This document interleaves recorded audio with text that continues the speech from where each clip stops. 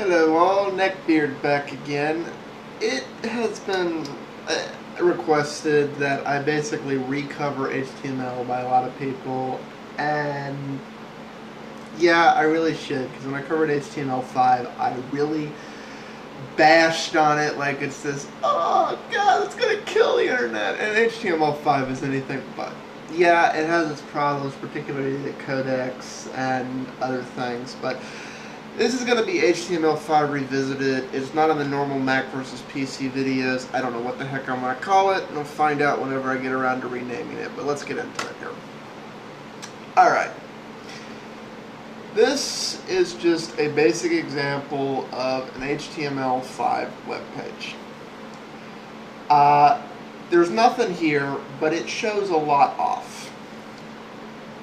The elements highlighted in yellow are the header tag.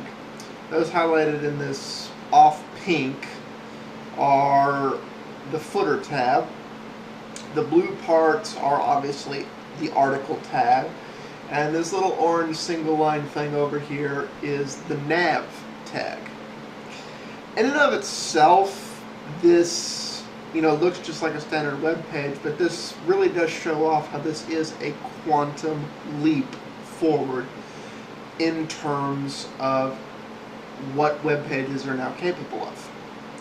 Normally, to do something like this, you would have to divide this page up into either frames or frames and divs, or tables and cells. And say this over here and this over here, and this would be one thing divided by two, and then this would be redivided over here, and this would be another section or separate off. As a result of that, stuff tended to slide around. Also, there's no real relevance as to what's what. The real advantage to this, if you start doing articles with header tabs, is search engines now have a whole second title thing to run through. The primary way search engines look at pages now is they look at the page title. They consider the metadata, but it's not necessarily the determining factor.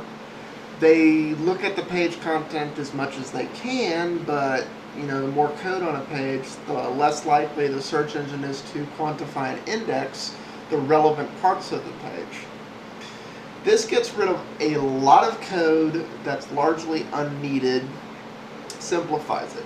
It also has some other advantages. Namely, there is this entire coloring of these sections.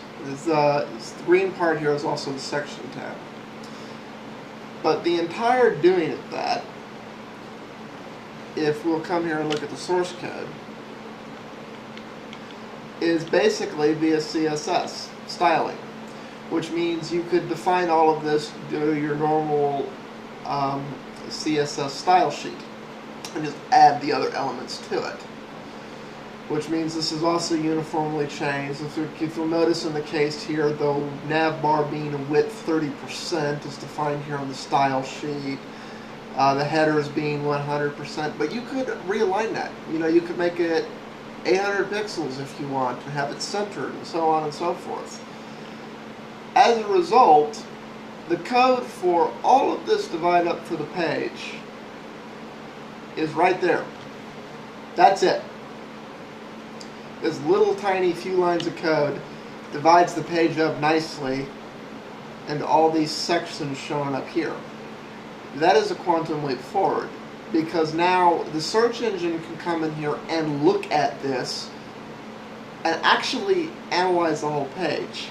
Whether or not the search engines will actually do this or not is anyone's guess. We'll find out more about that if HTML5 ever does finally get ratified.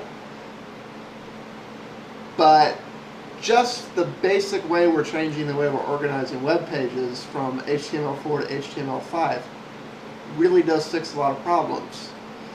If you use the header tag properly, like they've done in this example here, you have a whole second set of titles. All the individual sections of your page now have their own little title for the search engines to easily quantify and index via the header tab. creating spider sheets may become obsolete because the search engines will know automatically to look at your nav tag section and know that is the menu that has all the other sections of your site, and those are the pages they should probably index. Which means you can also, if the search engines do interpret things that way, again, it makes pages infinitely easier to index. So, a lot of good and con here just in the basic architectural changes of HTML5. Let's move on.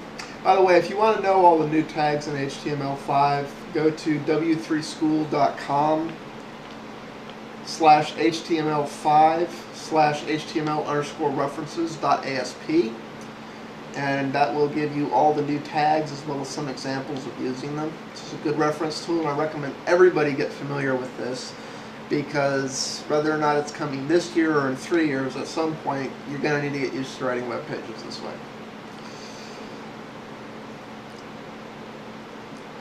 And there's a lot of new tags. A lot of tags become more relevant. Something else to also note in HTML, just to point on, those of you who have gotten used to defining everything in the Style tab, stop doing it. Go back to manually specifying what's bold, what's a paragraph, so on and so forth, because as of HTML5, half of that is not allowed or officially recognized anymore. Your better browsers like IE, I cannot believe it's called IE, a good browser. Your better browsers like Firefox and Safari and Opera will likely still interpret the code you put in your Style tab, but if you want your page to really be followed and read correctly, you need to go back to manually specifying everything outside of the Style tab or in your CSS style sheet.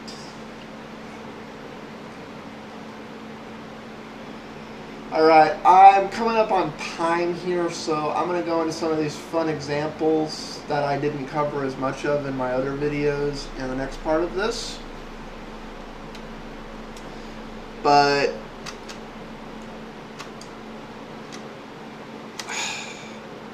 I need to replace this switch. That is that, and see y'all in the next part where we'll go over some Canvas examples and some of the real benefits that HTML5 really does have to offer. Peace out all.